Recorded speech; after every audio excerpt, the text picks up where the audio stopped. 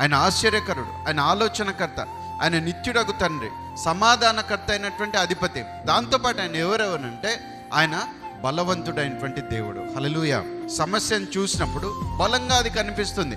సమస్య వెనుకున్నటువంటి అపవాది గురించి ఆలోచిస్తే వాడు ఇంకా బలంగా కనిపిస్తాడు. కానీ ఎప్పుడైతే నీ దేవుని నువ్వు స్పష్టంగా ఎరుగుతావో, నీ దేవుని గురించి ఎప్పుడైతే నువ్వు ప్రత్యక్షత పొందుకుంటావో, ఎప్పుడైతే దేవుని నువ్వు అర్థం చేసుకుంటావో, నీకేమని తెలుస్తుంది, ఏమని నమ్ముతావంటే అన్ని సమస్యల కంటే, సమస్యలకు కారణమైనటువంటి అపవాది కంటే దేవుడు ఎంతో బలవంతుడని. హల్లెలూయా.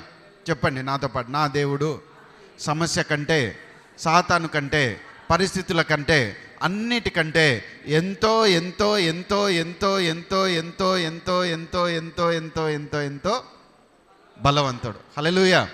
ఎంతో అంటే నువ్వు ఎంతగా నువ్వు తెలుసుకుంటే అంతగా ఆ బలాన్ని నువ్వు చూస్తావు.